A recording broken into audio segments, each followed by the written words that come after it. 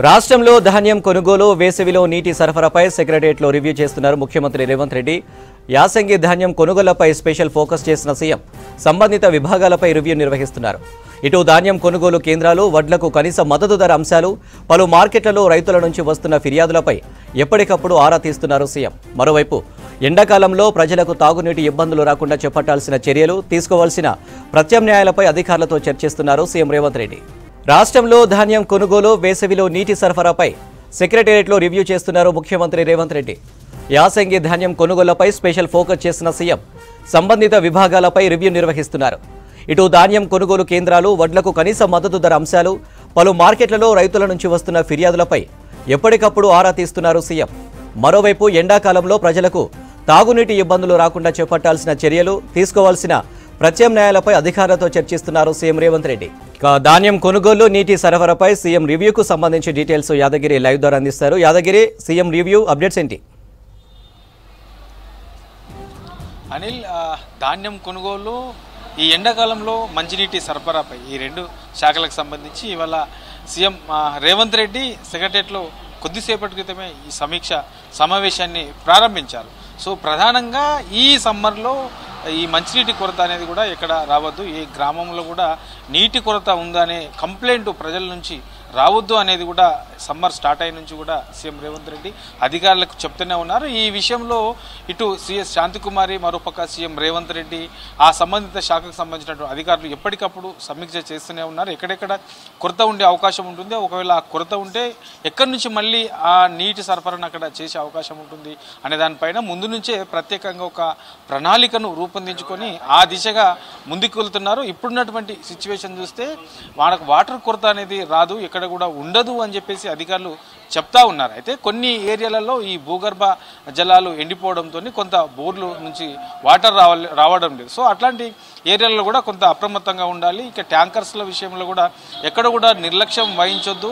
ఎవరైతే బుక్ చేసుకుంటారో ట్యాంకర్లు, ఆ బుక్ చేసిన 12 గంటల్లోపే వాళ్లకు చేరేలా అధికారులు చర్యలు తీసుకోవాలని చెప్పేసి సీఎం రేవంత్ రెడ్డి ఇప్పటికే చాలాసార్లు అధికారులకు సూచించారు. ఇవాళ కూడా ఈ మంచినీటి సరఫరాకు సంబంధించి పట్టణ ప్రాంతాల్లో, తర్వాత గ్రామీణ ప్రాంతాల్లో ఇప్పటి వరకు తీసుకున్నటువంటి జాగ్రత్తలు ఏంటి, ఇంకా తీసుకోవాల్సింది ఎట్లా ముందుకెళ్తా ఉన్నారు, ప్రణాళికలు ఎట్లా రూపొందించుకున్నారు. ఇక ఈ ఏప్రిల్, మే అనేది 2 నెలలు కూడా ఎండలు బాగా కొడతా ఉంటాయి కాబట్టి ఇప్పుడు నీటి కొరత అక్కడక్కడ కొంత వచ్చే అవకాశం ఉంటుంది. సో ఇలాంటి సిచ్యువేషన్లో ఈ నీటి కొరత ఉండే ఏరియాలలో ఎట్లాంటి జాగ్రత్తలు తీసుకుంటున్నారనే దానిపైన, ఎలాంటి ప్రణాళికలు రూపొందించారనే దానిపైన సీఎం రేవంత్ రెడ్డి ఇవాళ అధికారులను అడిగి తెలుసుకుని ఉన్నారు. దాంతోపాటు పలు కీలకమైనటువంటి సూచనలు చేసే అవకాశం ఉంటుంది. ఇక ధాన్యం కొనుగోలు విషయానికి వస్తే, ధాన్యం కొనుగోలుకు సంబంధించి గత సంవత్సరంతో పోల్చుకుంటే, గత సంవత్సరంలో బీఆర్ఎస్ పార్టీ అధికారంలో ఉంటే గత సంవత్సరంతో పోల్చుకుంటే ఈసారి ముందుగానే ఈ ధాన్యం కొనుగోలు కేంద్రాలను ఏర్పాటు చేశారు.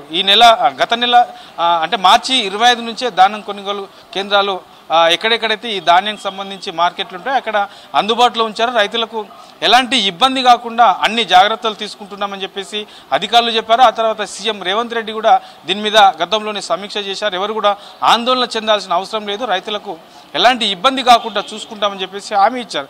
అయితే ఈ మధ్య కాలంలో ఈ 2-3 రోజుల నుంచి చూస్తే కొన్ని ఏదైతే మార్కెట్ యార్డులు ఉంటాయో అక్కడ కొన్ని ఇబ్బందులు ఎదురవుతున్నాయి. కొంతమంది రైతులు కొన్ని కంప్లైంట్స్ రేజ్ చేస్తూ ఉన్నారు. సో అలాంటి వాటిని దృష్టిలో పెట్టుకుని ఆ రైతులకు ఎలాంటి ఇబ్బంది రాకుండా అన్ని జాగ్రత్తలు తీసుకోవాలని చెప్పేసి ఇవాళ మళ్ళీ అధికారులకు పలు కీలకమైనటువంటి సూచనలు చేసే అవకాశం ఉంటుంది. ఎక్కడ కూడా ఈ మద్దతు ధర కంటే తక్కువగా కొనుగోలు చేయొద్దు, అలాంటి కనుక మద్దతు ధర కంటే తక్కువ కొనుగోలు చేస్తే అలాంటి వాటిపైన, అలాంటి అధికారులపైన, అక్కడ ఉండే వ్యాపారస్తులపైన కూడా ఆ చర్యలు తీసుకుంటామని చెప్పేసి సీఎం రేవంత్ రెడ్డి ఇప్పటికే చెప్పారు. ఇవాళ కూడా అధికారులకు ఇలాంటి విషయాలపైన పలు కీలకమైనటువంటి సూచనలు చేసే అవకాశం కూడా ఉంటుంది.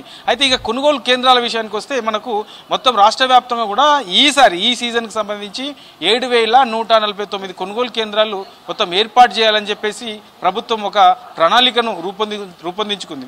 అయితే అందులో ఇప్పటికే దాదాపు 5,500 కొనుగోలు కేంద్రాల కంటే ఎక్కువగానే ఏర్పాటు చేశారు. ఇక మిగతావి కూడా మరికొన్ని 1-2 రోజులలో మిగతావి కూడా అన్ని ఏర్పాట్లు చేయడానికి అధికారులు సిద్ధం చేశారు. సో ఇప్పుడున్నటువంటి కొనుగోలు కేంద్రాల్లో ఎలాంటి సమస్యలు ఉన్నాయి, ఆ అక్కడ ఇప్పటి వరకు ఎంత ధాన్యాన్ని కొనుగోలు చేశారు, సో మద్దతు ధర కొన్నారా లేదా, కొనుగోలు చేయకపోతే ఎందుకు కొనుగోలు చేయలేదు, ఇక తూకం విషయంలో ఎలాంటి జాగ్రత్తలు తీసుకుంటున్నారు.